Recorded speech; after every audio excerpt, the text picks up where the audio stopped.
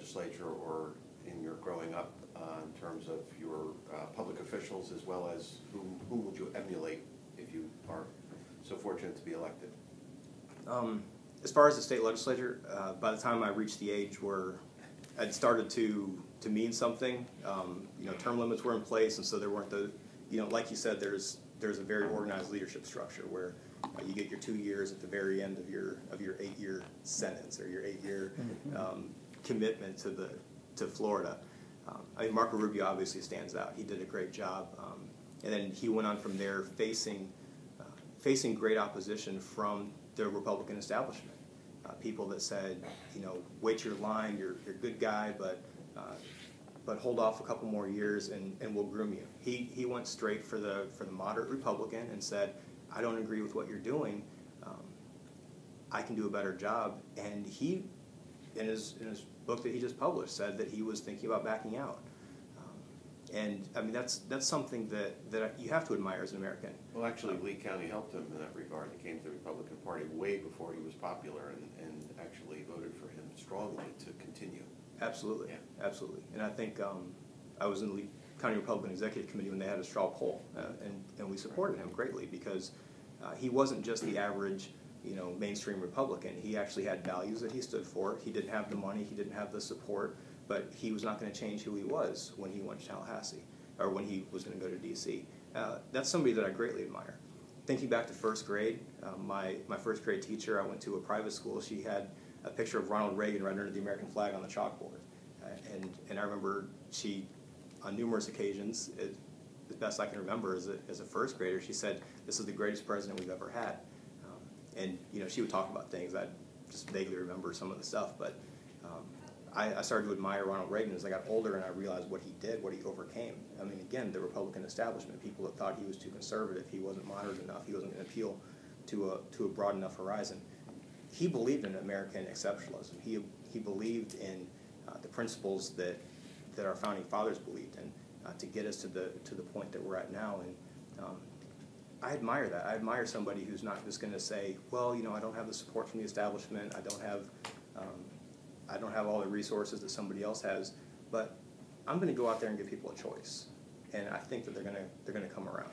So those are some of the people that I admire. I'd like to jump in and ask. There's been in the last couple of years, we've had a lot of pedestrian and bicycle deaths on our roads, and there are people who believe that there has been a lack of prosecution of drivers. And I'm not talking about any case in particular, but is there anything we can do to strengthen our laws to enable better prosecution in those homicides that are seeming to get to be more and more frequent? I love to bike.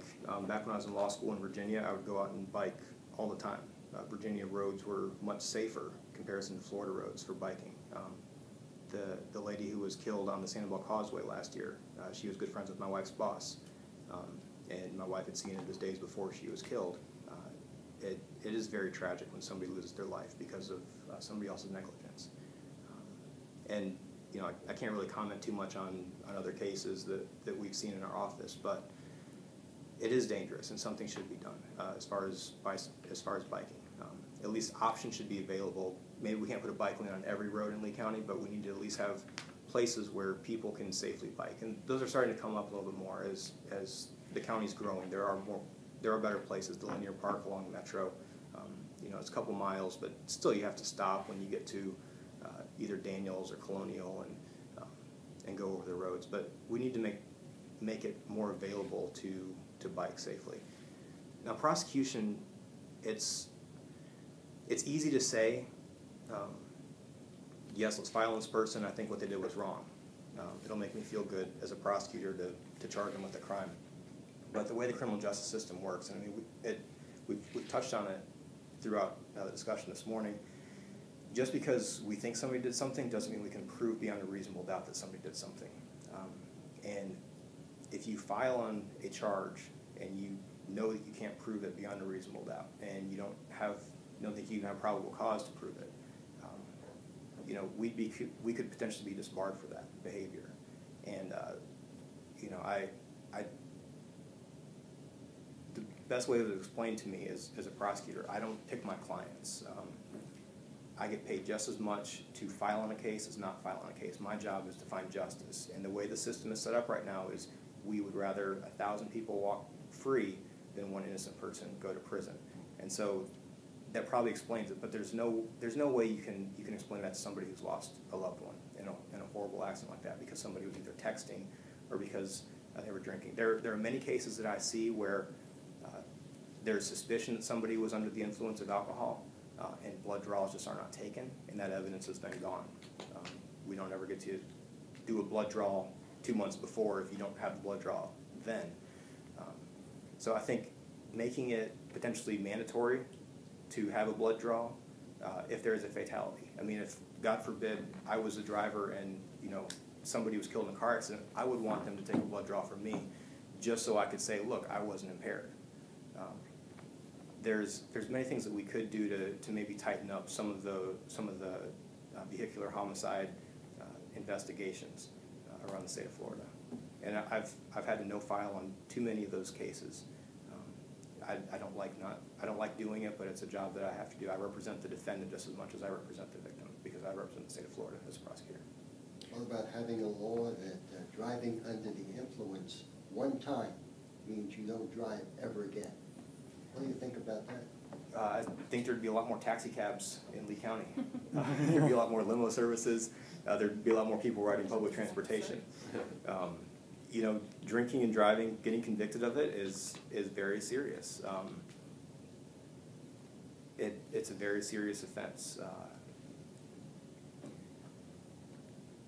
I'll answer that question by telling you this. Many times, by the time you get to a third or fourth conviction, it's too late and somebody's already killed somebody by driving under the influence. So having extremely strict Do you think that would be extremely strict to tell? No, I say having extremely strict sanctions would be good. I don't know if one time would be good for losing it for the rest of your life, but maybe longer than 3 months, because that's pretty much what it is.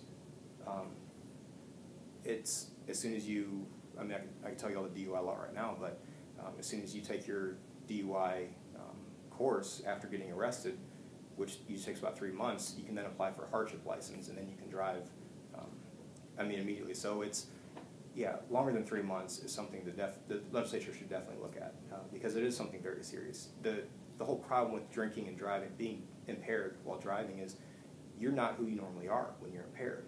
You're not. You can't control what you're doing behind the wheel, and so you could very easily drift over a line and kill a bicyclist, or you could go through a stoplight and kill somebody.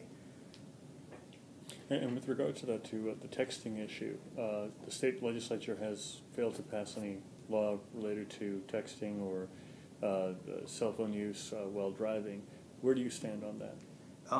Texting, cell phone use, when you start saying texting, well, does that include reading a text or sending a text? Does that include sending an email? Because that's not really a text, it's an email. Typing an email, reading an email. Does it include reading a text in your handheld device or reading a text that's on a billboard right over 75 that keeps changing every 5 seconds? Does it include brushing your hair or shaving? Does it include reading a newspaper while sipping coffee? I think the issue is distracted driving. And what we should definitely look at as far as texting while driving is, it sounds like a very it's an easy issue to latch behind and say, I will ban texting and driving if I go to Tallahassee.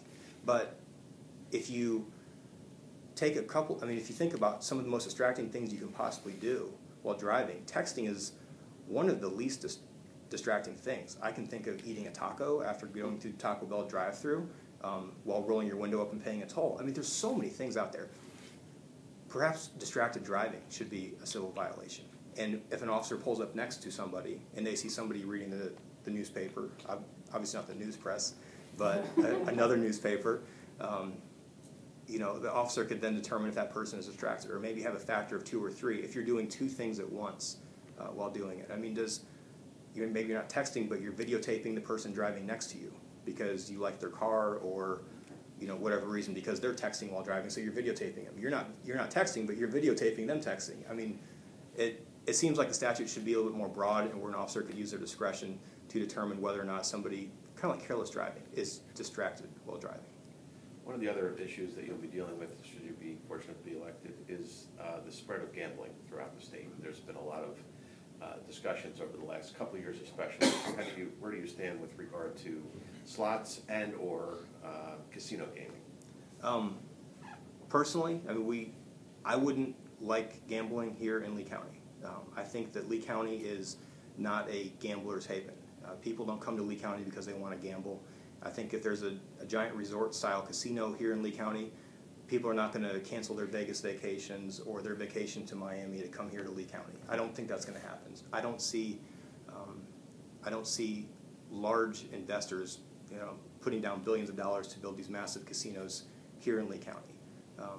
I believe in free government and free enterprise. I believe the government should not be telling people in general what type of businesses to start and how to regulate their businesses. I think if somebody wants to start a casino, then that should be between them and their conscience. I'm not going to tell them about that unless, of course, people start turning up dead, or there's a lot of burglaries or drug abuse or prostitution or something alongside that casino. Then they'll have to maybe tighten things up. And we have regulations on convenience stores. Crime increases around there, then the owners are responsible for taking certain steps.